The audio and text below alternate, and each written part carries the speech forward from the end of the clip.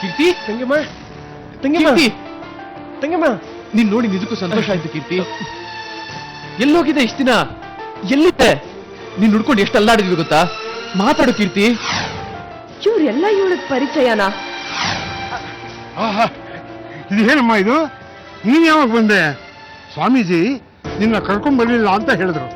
ನಿಜಕ್ಕೂ ನೀ ಬಂದಿದ್ದು ಬಹಳ ಸಂತೋಷ ಆಯ್ತು. ಅಮ್ಮ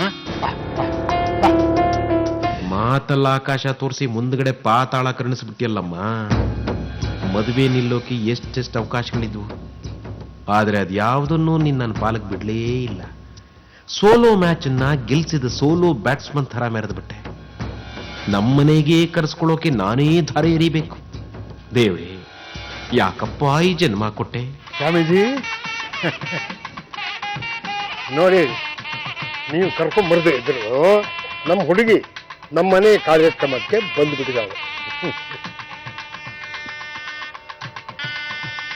ಮಗು, ನೀನೇ ನಿಲ್ಲಿ. ದಯವಿಟ್ಟು ಏನು ಕೇಳಬೇಡಿ ಗುರುಜಿ. ಆಶ್ರಮಕ್ಕೆ ಹೋದ್ಮೇಲೆ ನಾನೇ ಎಲ್ಲ ಹೇಳ್ತೀನಿ. ತಾತ ಕೀರ್ತಿನ ಮಾತಾಡ್ಸಿದ್ರು, ಸ್ವಾಮೀಜಿ ಕೀರ್ತಿನ ಮಾತಾಡ್ಸಿದ್ರು. ಹಾಗಾದ್ರೆ ಕೀರ್ತಿ ಇಷ್ಟ ದಿನ ಆಶ್ರಮದಲ್ಲಿ ಇದ್ಲು ಕಣೋ. ಇವಳು ನಮ್ಮ ಸ್ವಾಮೀಜಿ ಆಶ್ರಮದ ಹುಡುಗಿ. ಇವಳು ಆಳೈಕನು ನಿಮಗೆ ಸಿಗಲಿ ಅಂತ. ನೀನು ಧಾರೆ ಅಮ್ಮ. ಇಲ್ಲಿ ಇವಳು ಬಾಯ್ ಬಿಟ್ರು ಕೆಟ್ಟೆ, ಅಲ್ಲಿ ಅವಳು ಬಾಯ್ ಬಿಟ್ರು ಕೆಟ್ಟೆ. ಆಗ್ಬಾರ್ದು ಮದ್ವೆ ಹಾಗೆ ಹೋಯ್ತು. ತಡೆಯೋ ಅವಕಾಶ ಕೊಡ್ಬೇಕಿದ್ದ ದೇವ್ರು ಧಾರೆ ಏರಿಯೋ ಅವಕಾಶ ಕೊಟ್ಟ. ಅಣ್ಣ, ನಾ ಹೇಳಿದ್ನಲ್ಲ ಹುಡುಗಿ ಇವಳೆ. ನೀವು ದಾರ ಏರಿರಿ. ರಾಘವ್, ಯಾರು? ಅದೇ ಅದಕ್ಕೆ ಆಕ್ಸಿಡೆಂಟ್ ಆಗಿದ್ದು ಹುಡುಗಿ ಅಂತ ಹೇಳ್ತಿದ್ನಲ್ಲ, ಅವರೇ. ಗಾಯತ್ರಿ, ಇವಳು ಅಮ್ನೇಶ್ ಆಗಿ ಹಳೆದನ್ನೆಲ್ಲ ಮರ್ತೋಗಿದ್ದಾಳೆ. ಅಂತೂ ನನಗೆ ದೇವ್ರು ಟೆನ್ಷನ್ ಕೊಟ್ಟ, ಆದ್ರೆ ಕೈ ಕೊಡ್ಲಿಲ್ಲ. ಅವಳು ಬರೋ ಮುಂಚೆನೆ ಮದ್ವೆ ಮಾಡಿಸ್ದ. ಇವಳಿಗೆ ಹಳೇದೆಲ್ಲ ನೆನಪು ಬರೋ ಮೊದ್ಲು ಒಂದು ಕತ್ತಿ ಕಾಣಿಸ್ಲೇಬೇಕು. ನೀವೆಲ್ಲ ನನಗಿನ್ನೂ ಹಳೆ ನೆನಪಿಗೆ ಬಂದಿಲ್ಲ ಅನ್ಕೊಂಡಿದ್ದೀರಾ? ಸರಿ, ನಾನು ಹಳೇದೆಲ್ಲ ನೆನಪಿಲ್ಲ ಅನ್ನೋ ರೀತಿನೇ ಇದ್ದು ಇವಳನ್ನ ಬೇರೆ ಥರಾನೇ ಹ್ಯಾಂಡಲ್ ಮಾಡಬೇಕು. ಇವತ್ತು ನಿನಗೆ ದೀಕ್ಷೆ ಕೊಡೋದಿತ್ತು. ನಾನು ಈ ಕಾರ್ಯಕ್ರಮ ಮುಗಿಸ್ಕೊಂಬಂದು ನಿನಗೆ ದೀಕ್ಷೆ ಕೊಡೋನಿದ್ದೆ. ಯಾವುದೇ ಮೋಹ ಬೇಡ ಅಂತ ನಿರ್ಧಾರ ಮಾಡಿದೋಳು ನೀನು. ಅಂಥದ್ರಲ್ಲಿ ಈ ಮದುವೆಗೆ ಬರೋ ಮೋಹ ಯಾಕಮ್ಮ ಕಾಡ್ತು ನಿನಗೆ?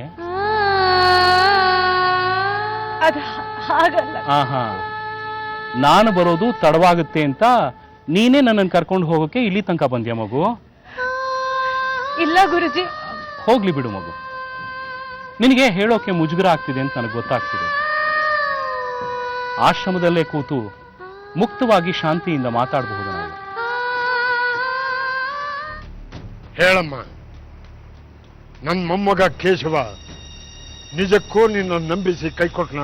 ಇಲ್ಲ ಯಜಮಾನ್ರೆ, ಅವ್ರು ಯಾರು ಅಂತಾನೆ ನನಗೆ ಗೊತ್ತಿಲ್ಲ. ಯಾಕಿಂತ ಕೆಲಸ ಮಾಡಿದೆ? ನನ್ಗೊಂದು ಲಕ್ಷ ಕೊಟ್ಟು ಈ ರೀತಿ ನಾಟಕ ಮಾಡು ಅಂತ ಹೇಳಿದ್ರು.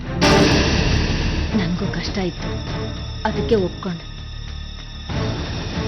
ನನ್ನನ್ನು ಕ್ಷಮಿಸ್ಬಿಡಿ. ಇಂಥ ಮನೆ ಹಾಳು ಕೆಲಸ ಮಾಡೋದಕ್ಕೆ 1 ಲಕ್ಷ ಯಾರು ಕೊಟ್ಟಿದ್ದು? ಅವರು ಹೇಳು, ಯಾರವನು? ಹೆಸರೇನು? ಈಗ ರಾಘವನ್ನ ಅವಳ ಆಕರ್ಷಣೆಯಿಂದ ತಪ್ಪಿಸ್ಬೇಕು.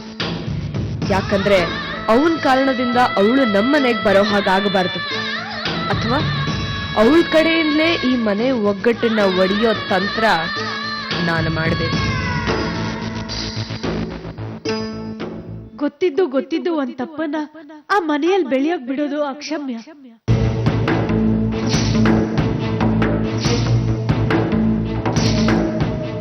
ಬೇರೆ ದಾರಿ ಯೋಚನೆ ಮಾಡ್ಲೇಬೇಕು. ಒಗ್ಗಟ್ಟಿನ ಮರ ಕಡಿಯೋ ಕೊಡ್ಲಿನ ಮಸಿಲೇಬೇಕು. ಒಗ್ಗಟ್ಟಿನ ಬುಡಕ್ಕೆ ನೀರ್ ಎರಿಲೇಬೇಕು. ಅಂದ್ರೆ ಅದಕ್ಕೆ ನಾನು ಏನ್ ಮಾಡ್ಬೇಕು?